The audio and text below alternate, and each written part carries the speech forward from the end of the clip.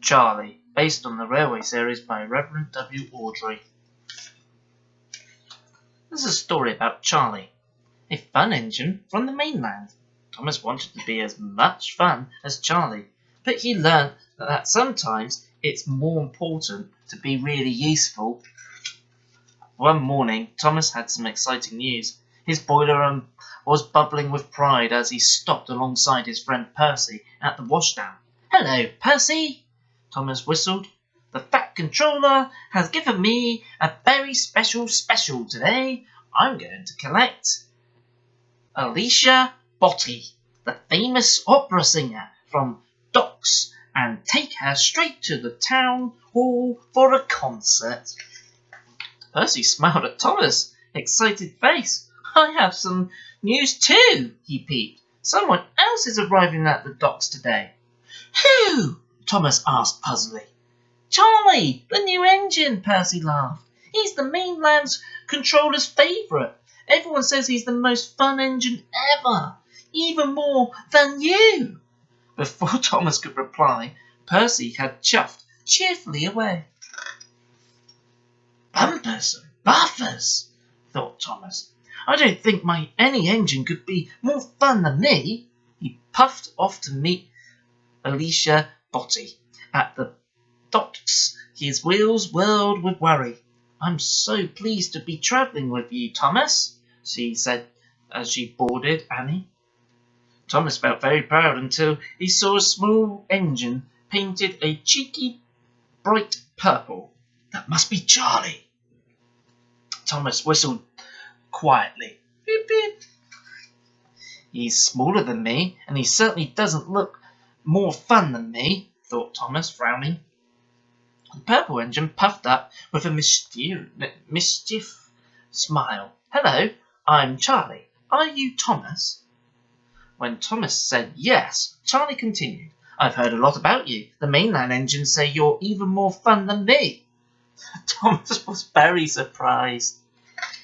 Just then the Fat Controller arrived. "Thomas, Charlie has a busy first day on Sodor," he boomed. "He's helping with the concert. He has to collect the ice cream from the dairy and the red carpet from Knapford Station. Will you look after him?" "Yes, sir," replied Thomas. "Yippee!" whistled Charlie with a burst of steam. The Fat Controller chuckled as he left. "Let's race to the dairy," Charlie chirped cheekily. "I'm too busy for races today," Thomas replied. "I heard you were a fun engine," Charlie tooted. "But you're not at all." Thomas didn't like being told he wasn't fun. "All right," he said. "I'll race you to the dairy. Then I'll take Mrs. Botti to the town hall. And there is time." And with a flash in their fireboxes, the race was on. Thomas and Charlie roared through tunnels and thundered through junctions, laughing all the way. When they reached the dairy, Thomas had beaten Charlie by a single buffer. "How exciting that was," trilled Alicia Botti. She sang a lovely song that made everyone smile. "If you were a really fun engine, you'll race me to Knapford next," panted Charlie as his ice cream churn were loaded. Thomas wasn't sure. He was late, but he wanted Charlie to think that he was a fun engine. "One more race, Charlie," he agreed. The two engines wished off again. Halfway to Knapford Station, Thomas saw Gordon huffing towards the town hall with the Fat Controller. "Cinders and ashes! I'm late!" Thomas gasped. "Miss Botti will miss her own concert." He whistled goodbye to Charlie, then sped away down the line. It was a very bumpy ride, and his couplings became looser with every rattle. As he bumped onto the bridge, his coupling hook went snap. But in his rush, Thomas didn't realise or notice he had left Annabelle and Clarabelle behind. At the town hall, Thomas steamed to the top. "Here I am, sir," he whistled to the Fat Controller, who was waiting on the platform. The Fat Controller looked at Thomas sternly. "Here you are, Thomas.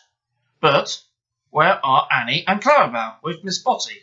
Thomas Driver looked behind and had a terrible shock. The two carriages were missing. Thomas had been having fun when he should have been really useful. I'm sorry, sir. I'll go and find them straight away. Thomas puffed quickly back to where he came from. At a junction, he saw Charlie chuffing up and told him the problem. Let's have a race to find your carriages. Charlie tooted. The winner will be number 1 fun engine. Thomas frowned. No, Charlie, I want to be really useful, more than I want to be a fun one. When the signal changed, Thomas crossed the junction and steamed away. Thomas was very worried as he puffed along. Suddenly he heard someone singing. That's Mrs. Botty. Lovely voice, he thought happily. He puffed up to the bridge. Mrs. Botty was leaning out of Annie's door, singing to the crowd of people below. Thomas had never heard anything so beautiful. When she had finished her song, Thomas smiled and took her. I'm very sorry I left you, but we must go. Everyone was waiting for them at the town halls. Charlie smiled when he saw Thomas puff in with his carriages, but the Fat Controller looked cross. You've made Miss Botty very late, Thomas, he said sternly. Not at all, Sir Topham Hatt, trilled Alicia Botty. I've had the ride of my life with so many people to sing to. Thomas is such fun. Thomas was delighted, and he whistled beep, beep, beep, beep to his new fun friend Charlie. The end.